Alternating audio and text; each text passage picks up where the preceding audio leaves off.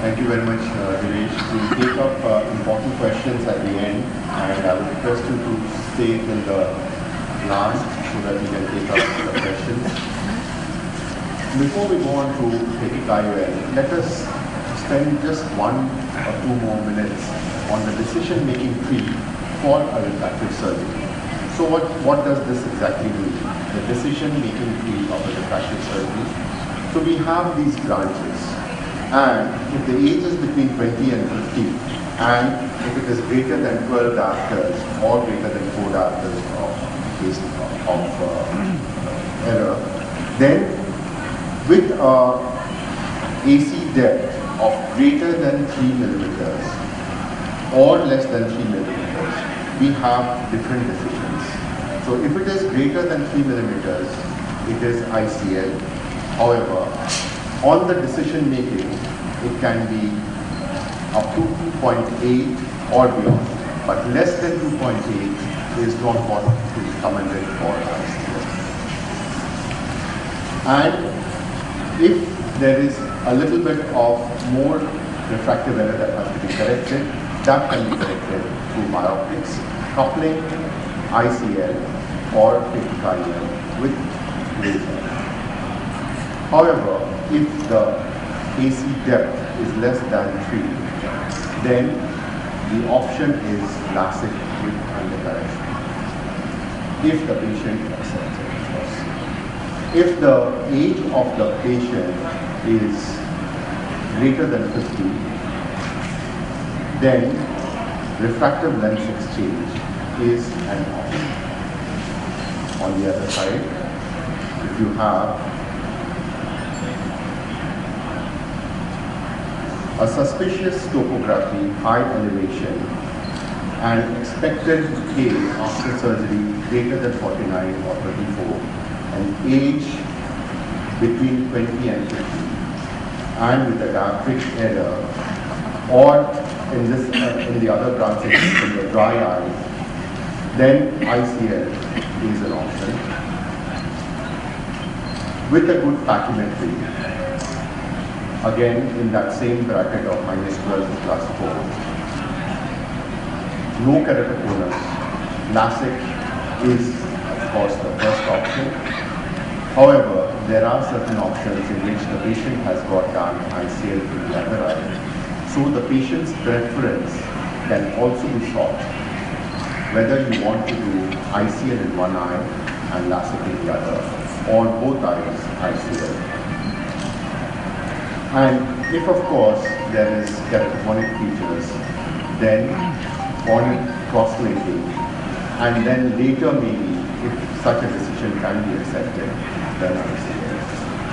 However, if there is a low pachy and the AC depth is greater than 3, then ICL is the option. And if it is less than 3, where ICL is not recommended, then again LASIK is under correction if it is acceptable to the patient.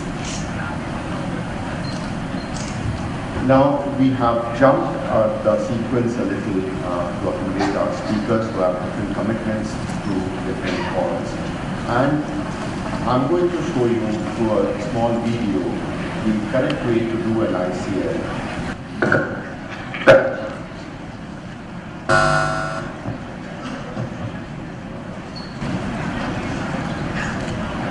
Planted under topical anesthesia. The cartridge is filled with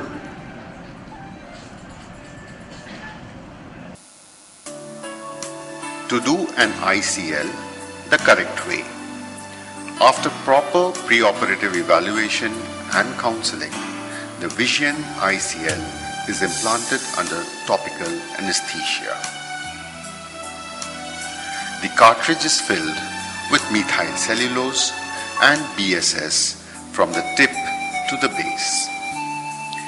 Any air bubble is removed from the fluid. When the ICL is in sodium chloride V4, it is semi-hydrated and therefore takes 3 to 4 days after implantation to get fully hydrated. Due to this hydration, there are changes in the length and the optic size and the lens too, besides slight variation in power. Since Vision ICL V4C and V4B are the only model names come in BSS, it will have no change in diameter, optic size or power after implantation from what is labeled. The Vision ICL is withdrawn from the bottle with special applicator and lodged in the groove of the cartridge.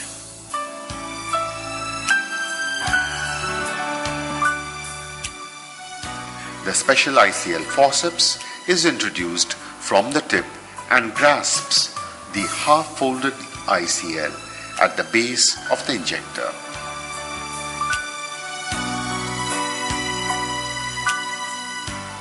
It is gently pulled into the nozzle.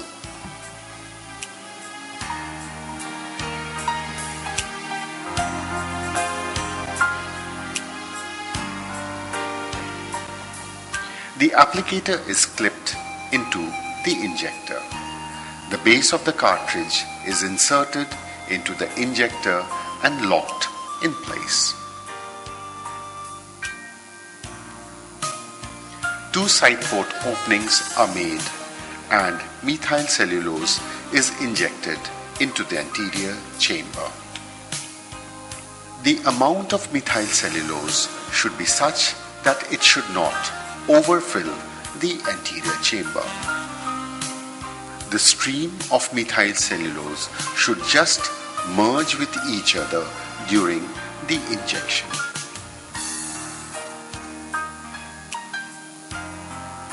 The main port of 3.2 millimeters is made.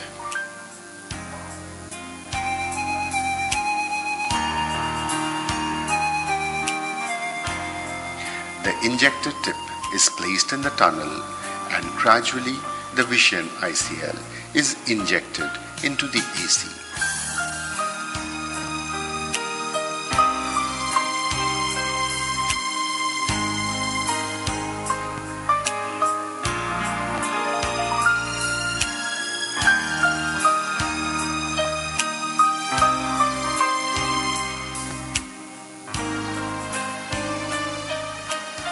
The forefootlets are gently tucked under the iris.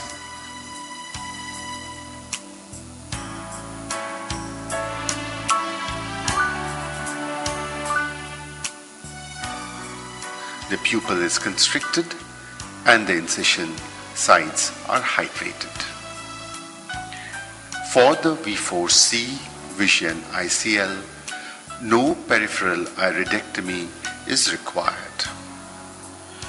The V4C will only be available for myopia with astigmatism correction. For everything else mentioned, the model is V4B, no central optic port. The reason is that there will be visual artifacts or disturbances if we put a central optic hole in plus lenses which have thicker optics.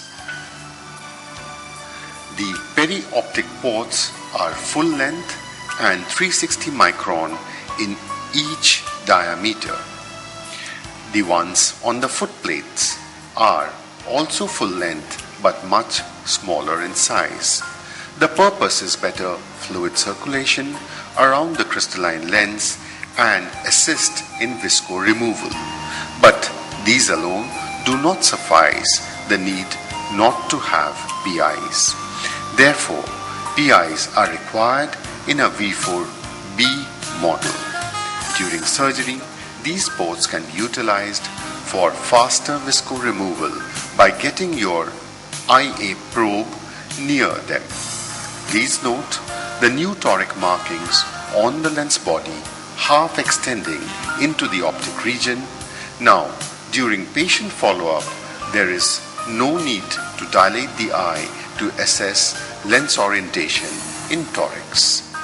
Obviously, these lines are missing in spherical lenses. Do not expect the vault to change much from immediately post-op to any time later unless one has left a lot of visco beneath the lens.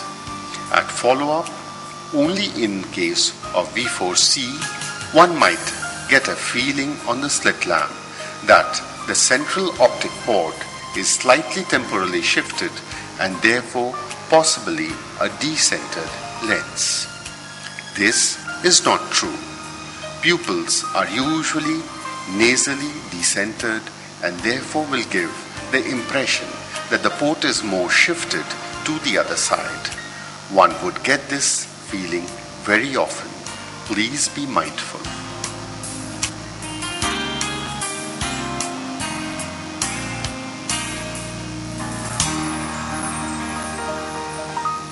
Thank you very much.